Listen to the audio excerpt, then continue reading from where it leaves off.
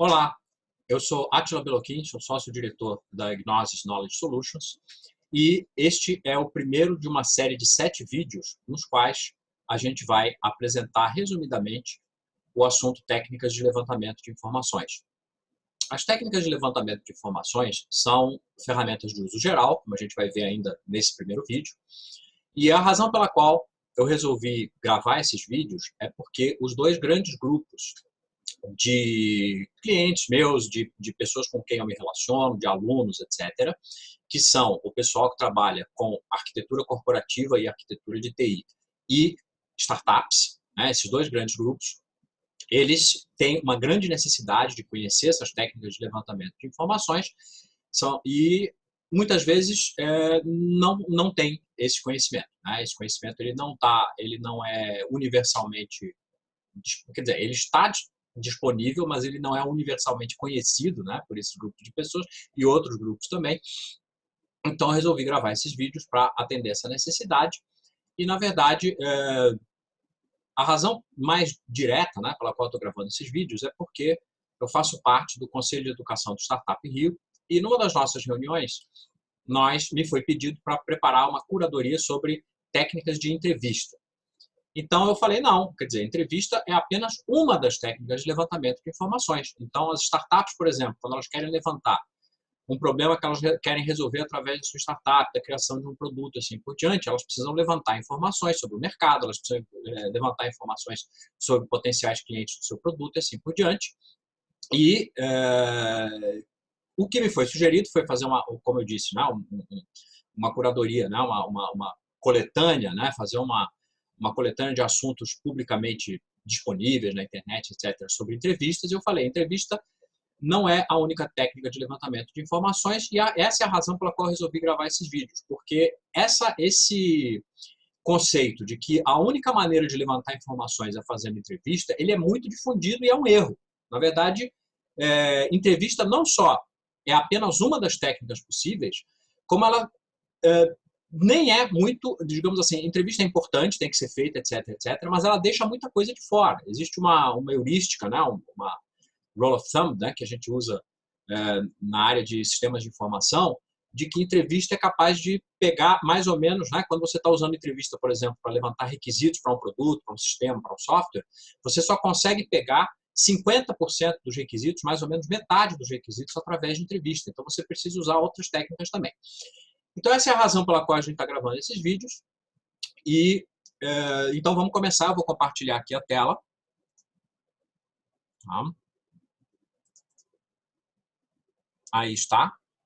Nesse primeiro vídeo, então, nós estamos aí falando das técnicas de levantamento de informações.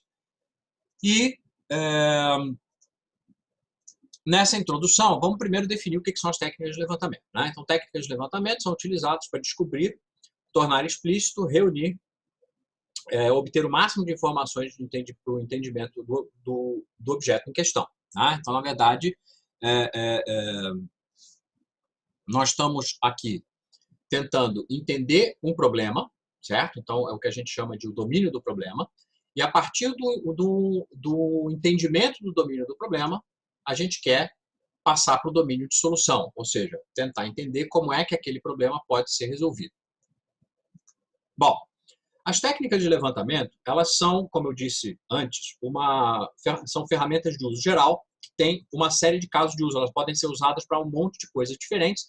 Elas podem ser usadas, por exemplo, no caso de marketing, por exemplo, para startups que querem definir um produto, querem entender um problema de mercado e querem definir uma solução para esse problema de mercado através de um produto.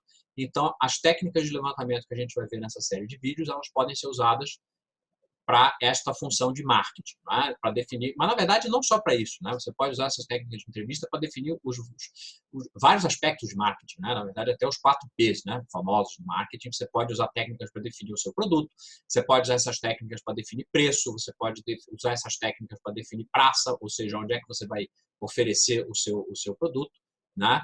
E enfim, e inclusive para você definir a sua promoção. Né? É o 4 P, né? Então, produto, preço, praça, promoção. Você definir como é que você vai promover o seu produto, quais são as ações de promoção, ou seja, de publicidade, propaganda, etc., que, por exemplo, fazem mais sentido ou dão mais resultado. Essas técnicas também podem ser utilizadas para isso.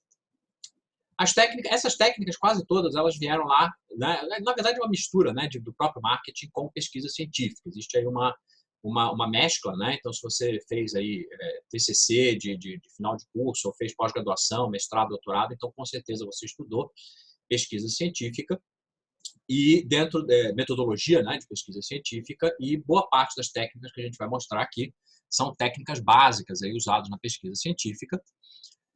E também pode ser usado para elicitação de requisitos. Né?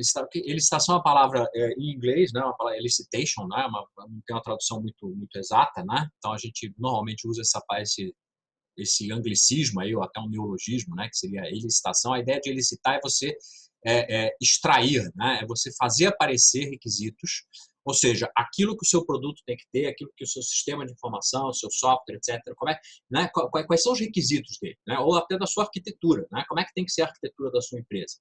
Então, ele pode ser usado tanto para sistemas de informação, software, produtos, quanto para arquitetura corporativa, arquitetura de TI, etc., e eles têm, como eu falei, uma série de outras utilidades, porque eles são realmente ferramentas de uso geral. São ferramentas que você pode usar para uma série de situações e que você tem que ter na sua caixinha de ferramentas. Então, a sua caixa de ferramentas, na hora que você domina essas técnicas de levantamento, você vai descobrir, inclusive, novas utilidades para esses materiais, né? Para essas técnicas, para o uso dessas técnicas. As técnicas em si, elas podem ser, né, quais são os diferentes tipos de pesquisa, né, nos quais você vai usar essas técnicas. Em relação à finalidade, uma pesquisa ela pode ser exploratória, quando você quer entender um problema ou situação. Então, no caso de marketing, por exemplo, você quer entender qual é a situação do seu cliente, qual é o problema que ele tem, assim por diante. Ou dentro de uma empresa, se você quer entender quais são os requisitos da arquitetura, então você tem que ver quais são os problemas que a arquitetura atual tem, qual é a situação atual. Ela pode ser explanatória, na qual você quer aprofundar aquele assunto e você quer explicar, né, as causas, né, daquele assunto. Então, a diferença principal é a seguinte: na pesquisa exploratória, normalmente você sabe muito pouco sobre o assunto. Você está tateando, você está começando a tentar entender o que é aquele assunto. E na pesquisa explanatória, você normalmente faz depois da pesquisa exploratória, você já conhece um pouco sobre o assunto, você já quer entender um pouco mais quais são as causas dos fenômenos e assim por diante. Mais adiante, você pode, inclusive, usar essas técnicas para fazer especificação de requisitos, como eu falei, ou seja, definir como é que tem que ser o seu produto, como é que tem que ser o seu sistema, o seu aplicativo, o seu site, enfim, aquilo que você está desenvolvendo.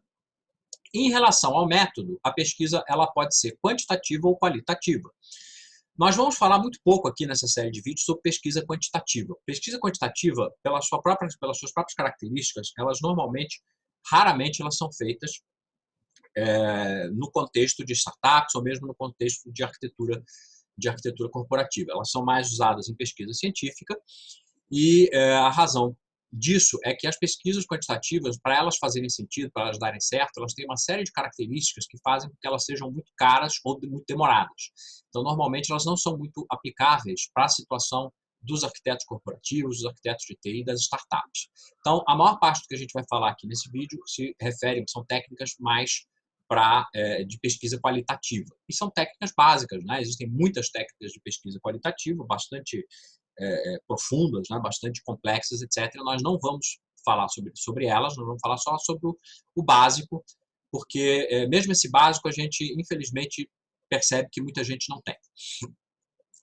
Em relação à amostragem, né, como eu falei para vocês, quando você vai fazer uma pesquisa quantitativa, existe toda uma série de regras estatísticas de como você calcula esse tamanho de amostra, que eu não vou discutir aqui nesse vídeo, mas eu quero deixar claro que o tamanho da amostra, né, ele depende da técnica utilizada. E mesmo na pesquisa qualitativa, você também tem que definir um tamanho de amostra. Então, por exemplo, você vai passar um questionário, você vai entrevistar pessoas, você vai fazer um focus group, você tem que saber quantas pessoas vão ter no focus group, quantas pessoas você quer entrevistar, para quantas pessoas você quer passar o seu questionário e assim por diante. Como eu falei, existe uma diferença grande, né, em relação ao cálculo do tamanho da amostra em relação à situação da pesquisa ser quantitativa ou qualitativa. E em relação ao tipo da amostra, se a pesquisa for quantitativa, ela necessariamente ela tem que ser aleatória. Tá? E essa é a parte mais difícil, é principalmente por causa disso que a gente não vai aprofundar muito e por isso que startups e arquitetos raramente podem têm a oportunidade de usar pesquisa quantitativa e acabam tendo que se focar mais nas pesquisas qualitativas. Então, nós temos aqui a pesquisa, ela pode ser aleatória, como eu falei, né, o tipo de amostra. O que é uma amostra aleatória? Uma amostra aleatória é uma amostra que pega a população, pega elementos dentro da população, né, pessoas dentro de uma determinada população, aleatoriamente. Então, todo mundo sabe, né, por exemplo, teoricamente, pesquisas de intenção de voto são pesquisas quantitativas baseadas em amostra aleatória. E toda a discussão, toda né, a controvérsia que existe cada vez que sai uma pesquisa de intenção de voto, normalmente a discussão é justamente sobre a aleatoriedade dessa amostra. Né? O pessoal, normalmente, né, quando a pesquisa favorece um candidato ou outro candidato, o pessoal fala, pô, onde é que essas pessoas foram entrevistadas? Na verdade, a crítica que está sendo feita metodologicamente é exatamente essa. A pessoa que está dizendo assim, isso aí, essa entrevista foi feita em tal lugar onde só tem eleitor desse cara, né? Então, o que está sendo a crítica metodológica é que essa pesquisa, essa amostra, ela não é aleatória. A amostra ela pode ser intencional, então as pesquisas qualitativas ela quase sempre é intencional, ou seja, você define quem são as pessoas com quem você quer, você abandona a ideia de ter uma amostra aleatória e você define quais são as pessoas que você quer entrevistar ou que você quer aplicar as técnicas que a gente vai discutir aqui. E muitas vezes ela é intencional por causa da conveniência, ou seja, você na verdade entrevista ou manda questionário ou faz observação, etc., com pessoas às quais você tem acesso. Então, você, não, digamos assim, usa aí a lei do menor esforço, normalmente por restrições de prazo e custo, né, dentro do seu levantamento. Então, você acaba tendo um levantamento de conveniência. É óbvio que conforme você vai descendo de aleatória para intencional, de intencional para conveniência, a possibilidade de generalização dos resultados da sua pesquisa vai ficando cada vez menor. Tá? Em tese, você só pode generalizar os resultados de uma pesquisa quantitativa aleatória. Pesquisas qualitativas, elas são as possibilidades de generalização das conclusões da sua pesquisa são mais restritas. Em relação às técnicas em si, que são as que a gente vai discutir aqui nos próximos vídeos, nós temos, eu só vou listar, como eu falei, as técnicas qualitativas, porque a gente está deixando as técnicas quantitativas de fora, por conta aí de que não é o foco dessa série de vídeos. E dentro das técnicas qualitativas, a gente vai discutir o seguinte. Primeiro, checklist. Na verdade, checklist não é uma técnica de levantamento de dados, mas já eu vou explicar por que ele está nessa lista aqui. Tá? As técnicas de levantamento de dados propriamente ditas, elas são as entrevistas, tá? Que são, como eu disse para vocês, muitas vezes as pessoas acham que entrevista é a única técnica de levantamento que existe, e não é verdade. Tá? Então, nós temos aí as entrevistas, elas podem ser individuais ou coletivas, a gente vai ver alguns exemplos disso aí ao longo aqui dessa série de vídeos. Existe o famoso grupo de foco, ou grupo focal, ou em inglês focus group, né, que é o nome mais conhecido, que é um tipo de entrevista em grupo, ou seja, é um tipo de entrevista coletiva, ela não é uma entrevista individual. E tem um outro tipo de entrevista coletiva que a gente vai ver aqui, que é o JAD. O JAD, ou Joint Application Design, é um negócio que foi inventado na década de 80, teve muito na moda durante um tempo, depois meio que sumiu. Mas não sumiu por problemas dele, sumiu por outras razões, que quando a gente for falar do JAD, a gente fala deles, mas eu acho, na minha opinião, ela é uma técnica excelente que deveria estar sendo, não deveria ter sido meio que abandonada, né, pelo mercado, deveria ainda estar sendo usada, porque é uma técnica muito boa, como a gente vai ver depois. Fora as entrevistas, nós temos os questionários. Os questionários eles podem ser abertos ou fechados. O questionário todo mundo sabe o que é, né? Normalmente você tem lá perguntas fixas, ele não exige, ele é diferente da entrevista porque ele normalmente não exige a presença física do entrevistador, tá? Ele pode estar, por exemplo, disponível na internet, você pode passar um link para sei lá, Google Forms da vida, onde a pessoa responde as perguntas que você quer fazer. E aí vem aquela que eu chamo de a rainha das técnicas de levantamento de informações, que é a observação. A observação, ela é uma das técnicas mais poderosas para você levantar informação e, infelizmente, ela é muito pouco utilizada.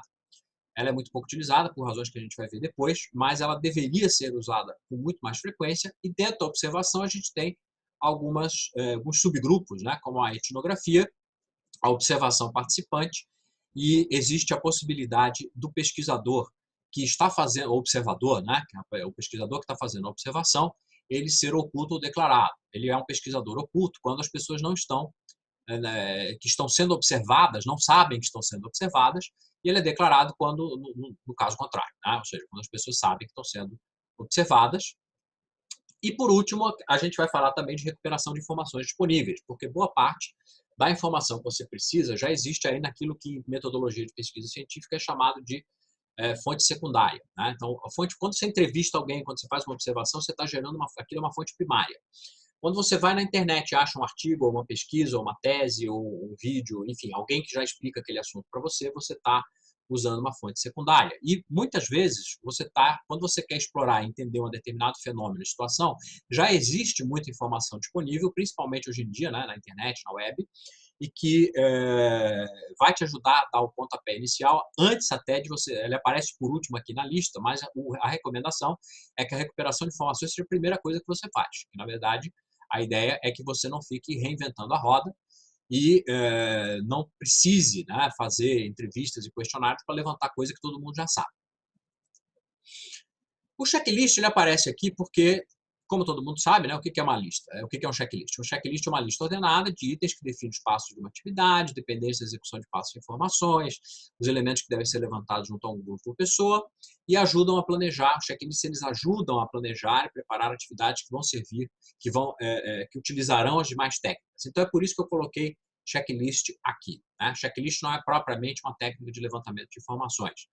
Mas o que eu quero dizer é o seguinte: qualquer que seja a técnica de levantamento de informações que você vai usar, normalmente você vai usar essa técnica mais de uma vez. Então, o ideal é que você tenha um checklist para você se preparar para cada uma dessas técnicas e que esse checklist vá sendo melhorado, né? Vá sendo sujeito à melhoria contínua ao longo do tempo. Então, você vai ter um checklist de entrevista, um checklist de observação, um checklist de questionário, assim por diante.